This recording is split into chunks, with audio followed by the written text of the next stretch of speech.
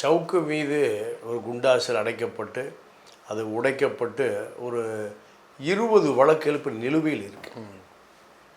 அதற்காக அவரை திமுக அரசு கண்டுகொள்ளவில்லை. காரணம் பின்னாடி பிஜேபி பின்னணியில் இருக்கிறார். ஆனால் எடப்பாடி சந்திக்க மறுத்து விட்டார். ஏன்னா கொடநாடு வழக்கை நான் பேசுவேன்னு எடப்பாடியை பிளாக்மெயில் பண்ணுறாரு. ஓகே, எடப்பாடின்னு 10 கோடி கேட்குறாரு.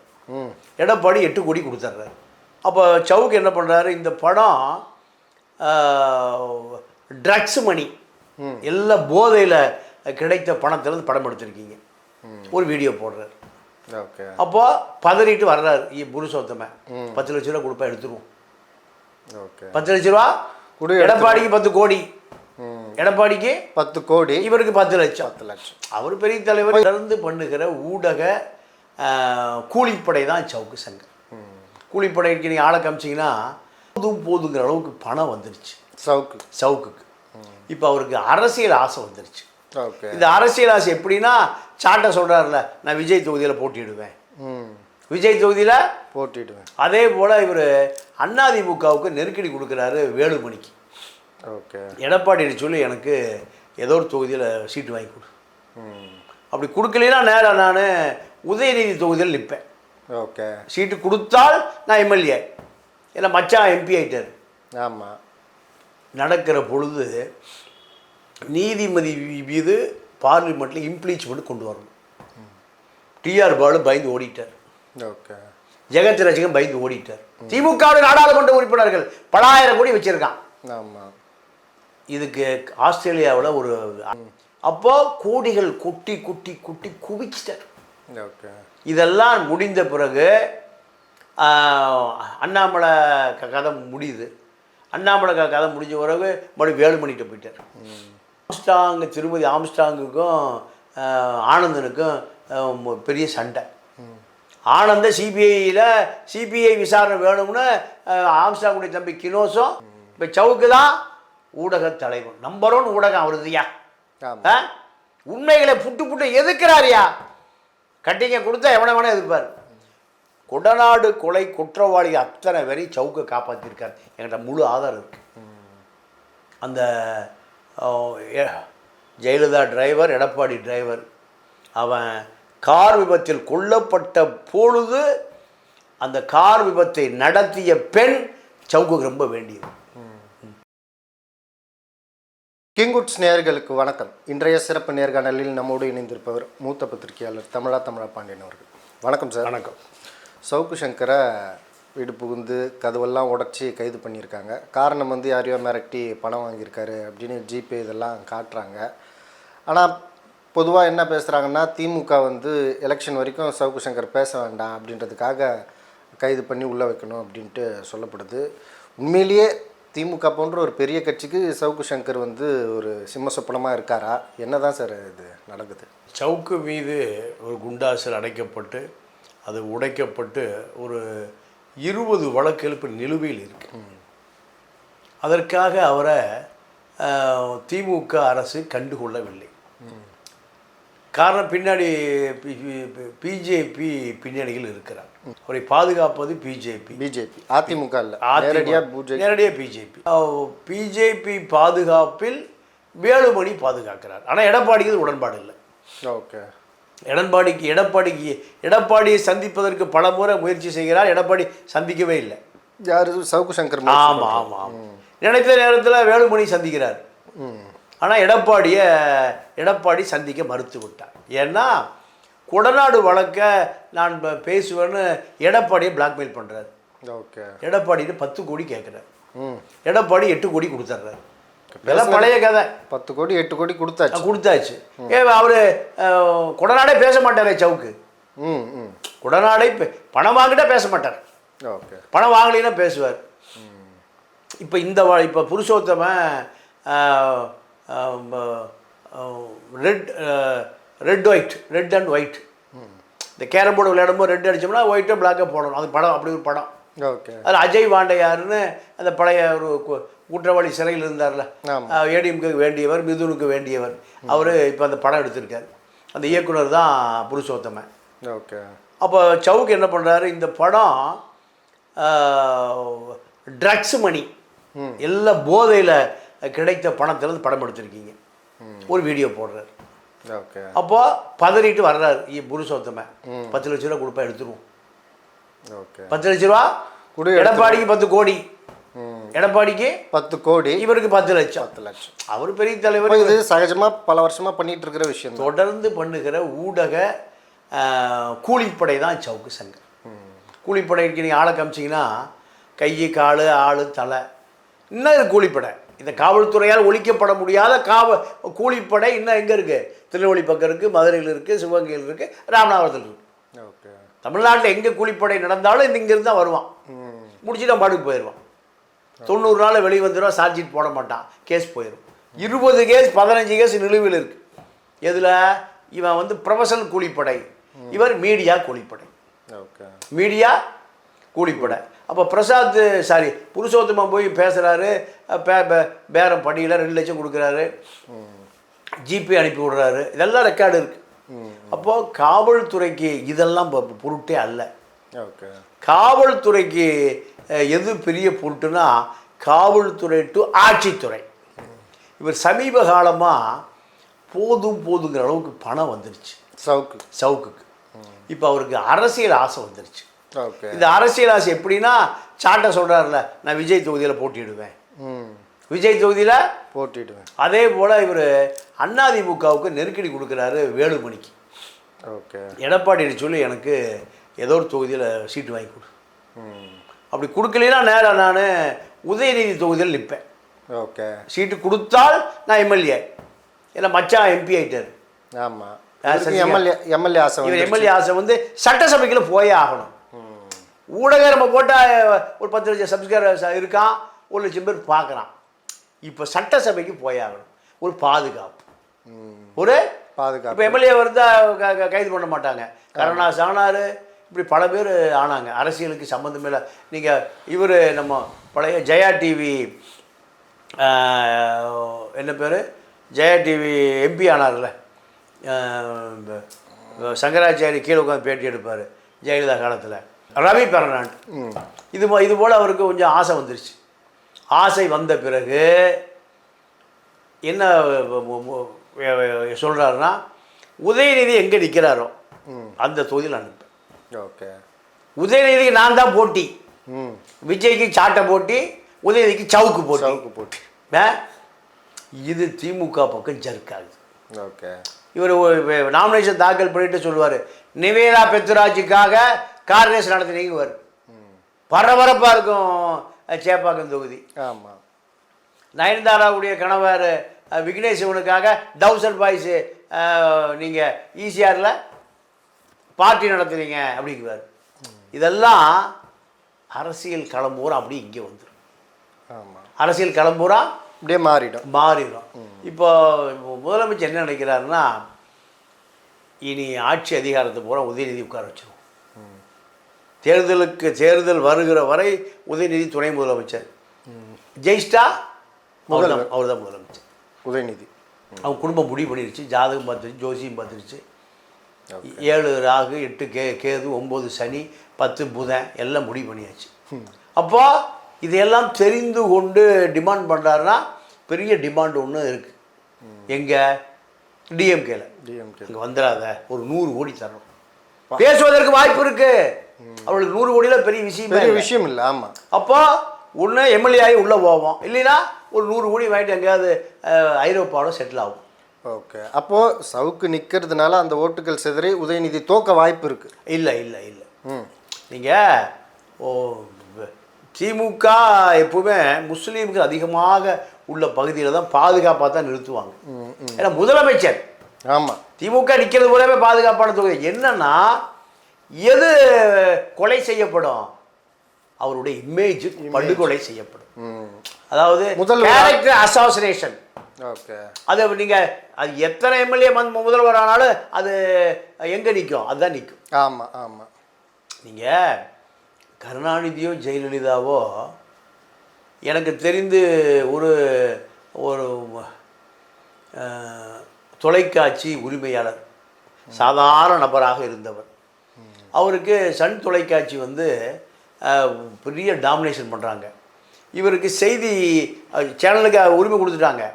ஆனால் செய்தி சேனல் ஒரு அரை மணி நேரம் போடுவாங்க 9 to 10 காலையில், 8 to 9. இதுக்கு அனுமதி தராமல் கோரி போட்டு வச்சிடலாம்.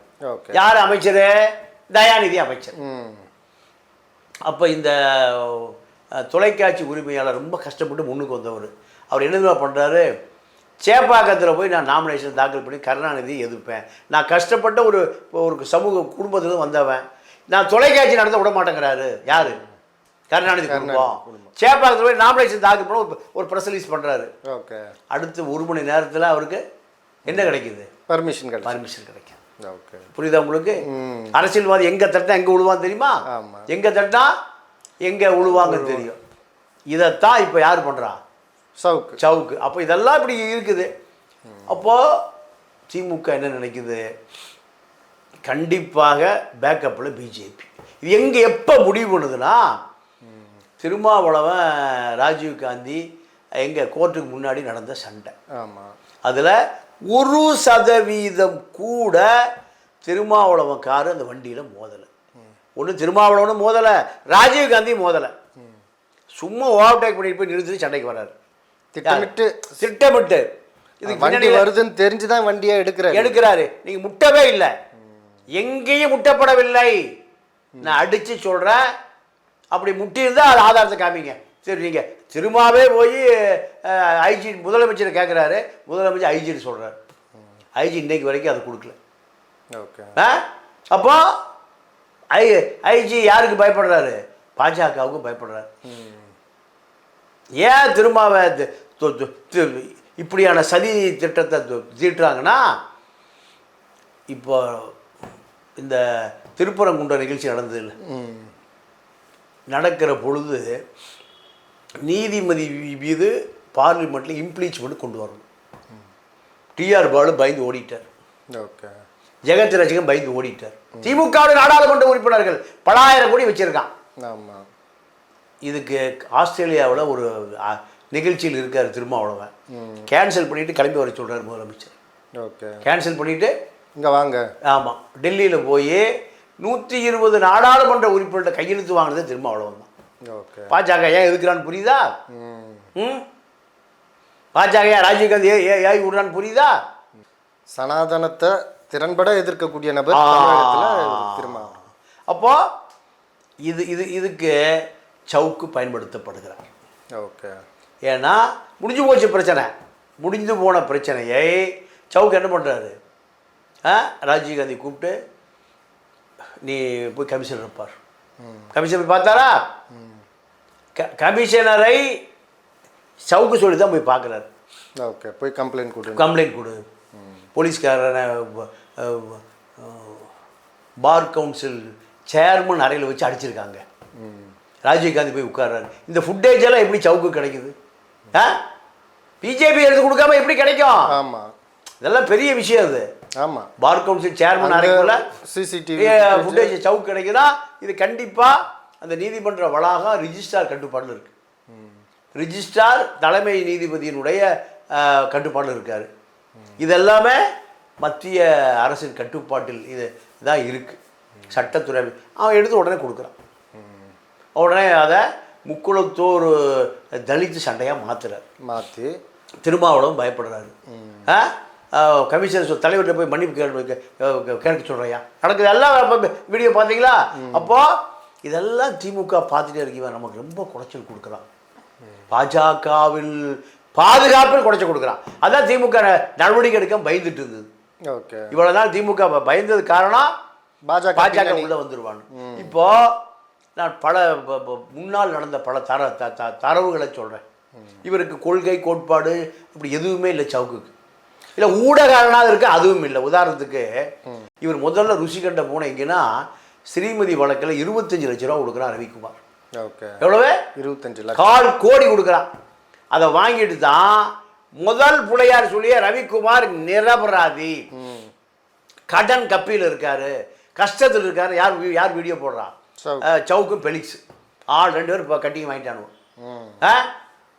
இதுக்கு பிறகு அப்போ அந்த நேரத்தில் திமுக அதே ஸ்டாண்ட் தான். ஏன்னா அங்கே இருக்கிற பெரும்பான்மை சமூகம் வாக்கு ரவிக்குமார் ஜெயிலில் பிடிச்சி போட்டால் குறைஞ்சி போயிடும்னு அங்கே இருக்கிற அமைச்சர் பேசுகிறாரு, எம்எல்ஏ எல்லாம் சாதி தான், எல்லாம் சாதி தான். அப்போ சவுக்கு அன்னைக்கு யார் என்ன ஸ்டாண்டு? பணம் கொடுத்தோன்னே திமுக ஸ்டாண்டு. ஆமாம், அது முடிஞ்சு போச்சா. அப்படியே வந்து அடுத்து எங்கே சேர்ந்தார்? அண்ணாமலைகிட்ட சேர்ந்தார். பாஜக ஸ்டாண்டு.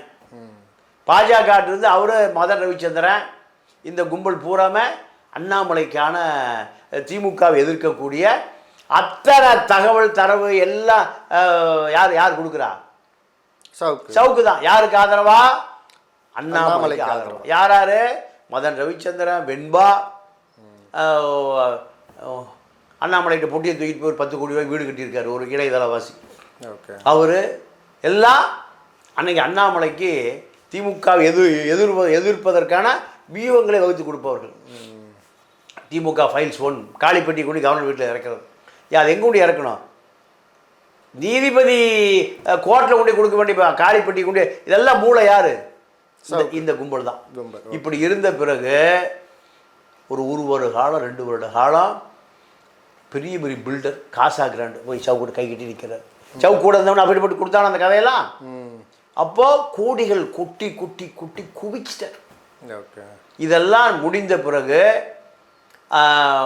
அண்ணாமலை கதை முடியுது. அண்ணாமலை கதை முடிஞ்ச பிறகு மறுபடியும் வேலுமணிகிட்ட போயிட்டார். பாஜக அதிமுக கூட்டணி முடிஞ்ச பிறகு நேரம் எங்கே போய் சேர்ந்துட்டாரு? வேலுமணிகிட்ட போயிட்டு வேலுமணிகிட்ட போனவரை திமுக கை வைக்குது, பாஜக பாதுகாப்பு இல்லைன்னு. வேலுமணிகிட்ட போனவர் நீங்கள் தேனியில் கைது பண்ணோன்னையும் கோயம்புத்தூர் கோர்ட்டில் 50 வக்கீல் நிற்கிறாங்க. யாருக்கு? சவுக்கு. யார் அந்த வக்கீல் பூரா? ஏடிஎம்கே வக்கீல். சுப்ரீம் கோர்ட்டில் ஒரு சிட்டிங்கு 10 லட்ச ரூபா. மூத்த வழக்கறிஞர்கள் அவருக்கு ஆஜராகணும்னா 7 சிட்டிங் 70 லட்ச ரூபா கொடுக்குறாரு வேலுமணி. அப்போ பாஜக எங்கே போயிட்டாரு? அதிமுக போயாச்சு. எடப்பாடி மிரட்டுறது இப்படி பணம் வாங்குறாரு. அப்புறம் அங்கேருந்து சீமாங்கிட்ட போகிறாரு. சீமாங்கிட்ட போய் எடப்பாடிக்கு அவருக்கு சண்டை. எடப்பாடி பார்க்கவே மாட்டேங்கிறார். எடப்பாடி சந்திப்பதற்கு சவுக்கு பலமுறை முயற்சி பண்ணார் வேலுமணி மூலம். அப்போ அவன் தான் நம்மளே மிரட்டி பணம் வாங்கிட்டு போயிட்டானப்பா, அவன் எதுக்கு பார்க்கணும்? பணங்கன்னா வேணா நீயே கொடுத்துரு, நான் பார்க்க மாட்டேன்ட்டார். தெளிவாக இருக்கார் எடப்பாடி. அப்போ இப்போ ராஜ்யத்தினை போட்டு வெளுன்னு வெளுத்து திமுக ஐடிவிங்க. இப்படி இவருக்கு ஒரு நிலையான கொள்கை கோட்பாடு எதுவுமே இல்லை. இப்போ கடைசியாக திருமதி ஆம்ஸ்டாங்குக்கும் ஆனந்தனுக்கும் பெரிய சண்டை. ஆனந்த சிபிஐ விசாரணை வேணும்னு ஆம்ஸ்டாங்குடைய தம்பி கினோஸும் ஆனந்தனும் சுப்ரீம் கோர்ட்டில் சட்ட போராட்டம் நடத்துகிறாங்க. கடைசியாக அந்த வழக்கில் திருமதி ஆம்ஸ்டாங் சேர்ந்துக்குது. ஏன்? திருமதி ஆம்ஸ்டாங்குடைய நிலைமை பாவம். ஏன்னா தன்னுடைய சொத்துக்களை வைத்திருந்த பல ஆயிரம் கோடி சொத்துக்களை வைத்திருந்த பினாமி பூரா குறுக்கு திரும்பி படுத்துட்டான். ஒன்றும் கொடுக்க முடியான்ட்டான். அந்த அம்மா வேறு வழி இல்லாமல் எங்கே போய் செட்டில் ஆயிடுச்சு? சேகர் பாபுட்டையும் பிரியாட்டையும் போட்டு செட்டில் ஆயிடுச்சு. பிரியா சேகர் பாபு 2 பேரும் திமுக சார்பாக இந்த வழக்கை அப்படியே முடிச்சிருக்காங்கிறாங்க. ஆனந்த விசாரிக்கணுங்கிறாரு. இவர் நம்ம செல்வ பெருந்தகை சிபிஐக்கு போன பிறகு தான் அவர் ஜெயிலுக்கே போனார். அதே போல் இந்த மாநில அரசு விசாரித்தா உண்மை கிடைக்காது. எங்கே போனோம்? சிபிஐ போனோம். இதை யார் கேட்குறா? ஆனந்தம் கேட்குறாரு. கினோஸ் 2 பேரும் கேட்குறாங்க. சவுக்கு உள்ளே புகுறாரு. உள்ளே புகுந்து சேகர் பாபுக்கு ஆதரவா திருமதி ஆம்ஸ்டாங்க்கு ஆதரவா யார் அடிக்கிறாரு? ஆனந்தனா. புரியுதா? பணம் வாங்கிட்டா எங்கே வேணாலும் யார் பக்கம் வேணாலும் அந்த இந்த ஊடகங்கிற ஒரு பெரிய புனிதமான ஒரு தொழிலை எப்படி கேவலப்படுத்துகிறான்னு பார்த்தீங்களா? இப்போ நம்மளும் தொழில் தான் இருக்கிறோம். நம்ம இந்த மக்களை மதிக்கிறோம். மக்கள் ஏதோ உண்மையை சொல்கிறான். நம்ம இப்போ இவர் பேசுகிற மாதிரி பயில்வான் பேசுகிற மாதிரி என்னை வாழ வைக்கிற யூடியூப் சொந்தங்களை உண்மையாக தான் அவங்க தான் வாழ வச்சுட்டு இருக்கா. அப்போ அவனுக்கு உண்மையாக இருக்கணுமா இல்லையா?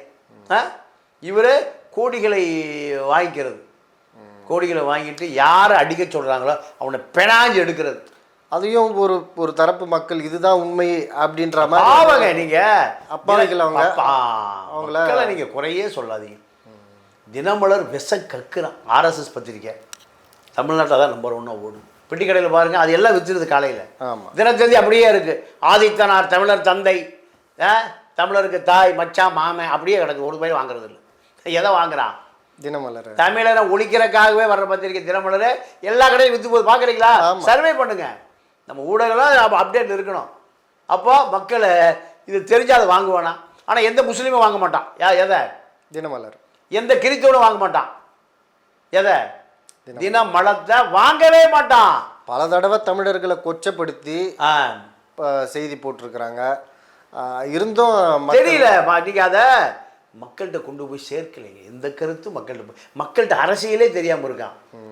மக்கள் அரசியலை விட்டு வெளியேறிட்டான். எவன் அயோக்கியன்னு அவன் மக்கள் தலைவனாயிடுறான். இப்போ சவுக்கு தான் ஊடக தலைவன், நம்பர் 1 ஊடகம் அவருதுயா. உண்மைகளை புட்டு எதுக்குறாருயா? கட்டிங்க கொடுத்தா எவனை வேணா எதிர்ப்பார்.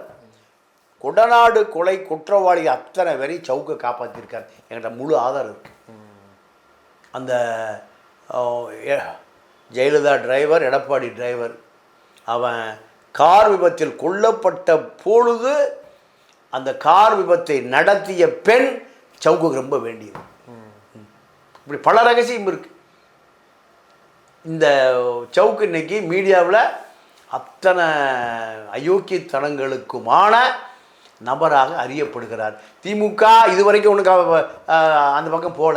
ஆமாம், புலி வளம் போனா என்ன, இடம் போனா என்ன, நம்மளை கிடைக்காம இருந்தா சரியா? இப்போ ஏன் திமுக பொங்கி எழுதுனா உதயநிதி டார்கெட், உதயநிதி தொகுதி டார்கெட். இது இப்போ தான் திமுக விழித்துக் கொள்ளுகிறது. முதலுக்கே மோசம் வந்துருச்சுடா. அங்கே போய் நாமினேஷன் போட்டால் பைதிய பரபரப்பாயிரும். உதயநிதியை விட இதுதான் பரபரப்பு. ஆமாம், சவுக்கு தான் பரபரப்பு. அப்போது இவரை நம்முடைய முதலமைச்சர் கனவையே சிதைச்சிருவான். நீங்கள் கேரக்டரை உண்டு இல்லைன்னு பண்ணிடுவோம். இதுதான் புருஷோத்தமனுடைய வழக்கு உயிர் பெறுகிறது. இல்லை, கடந்த முறையே கைது பண்ணி கையெல்லாம் உடைச்சதா? அதெல்லாம் உடைக்கவே இல்லை, ஒன்றும் அதெல்லாம் சும்மா. ஓகே, போலீஸ் உடைச்சிருந்தா கை காணாமே போயிருக்கு. போலீஸ் என்ன ஒத்தரமாக கொடுப்பான்? சவுக்கு கையை உடைக்கிறதுக்கு என்ன பீரங்கியா வேணும்? அப்படிலாம் இல்லை. எத்தனை பேர் கையை உடைச்சி காலை உடைச்சி கட்டு போட்டு வர்றான். அப்படிதான் ஒன்றுமே இல்லை. பிஜேபி பின்னாடி இருந்தாலும் பயப்படுறான். அதாவது இவர் குண்டாசில் போட்டாங்க. குண்டாசில் போட்ட உடனே உள்துறையிலிருந்து இவருடைய கோப்பு எடுத்துகிட்டு டெல்லிக்கு வர சொல்கிறாங்க. ஓகே, அருண் யார் கமிஷனர், அவர் லீவ் போட்டு ஜெர்மன் போயிட்டு அந்த நாட்டில் இந்த தேர்தல் புரோட்டோக்கால் அப்படின்னு போகக்கூடாது. தலைவலியில் இரண்டா இவனுக்கு ஹோம்ல இருந்து பாஜக திமுகவை எவன் எதிர்த்தாலும் பாஜக பாலூட்டி தேனூட்டி வளர்க்கும். பாஜகவுக்கு அகில இந்திய அளவில் தொல்லை கொடுப்பது திமுக தான். ஆமாம், இப்போ ஒரு நீதிபதியை இம்ப்ளீச்மெண்ட் பண்ணி பதவி நீக்கம் பண்ணணும். இப்போ மேலவை கீழவை ரெண்டாவே முடங்கியே போச்சு. இது இந்தியாவில் யார் பண்றா? திமுக தான். அப்போ திமுகவை எப்பாடுபட்டாவது இனி தொடர்ச்சி எறியணும். அதுக்கு எடப்பாடி தான் வழின்னு. இப்போ எடப்பாடி சொல்லுவதையெல்லாம் அமித்ஷா கேட்பார். இப்போ கொஞ்சம் உயிர் பெற்ற பிறகு அமித்ஷா சொல்லுவதையெல்லாம் எடப்பாடி கேட்கணுங்குவார். இப்போ அதான் சண்டை. அடுத்த சப்ஜெக்ட் போவோம். ஓகே, அப்போது இந்த தேர்தல் வரைக்கும் சவுக்கு சங்கர் ரிலீஸ் ஆகிறது கஷ்டம்தான். கண்டிப்பாக கஷ்டம். ஓகே, அப்படி ரிலீஸ் ஆனால் அதுக்கு பின்னாடி பாஜக அழுத்தம் இருக்குன்னு எடுத்துக்கொள்ள வேணும். ஓகே, மிக்க நன்றி சார். நன்றி, வணக்கம்.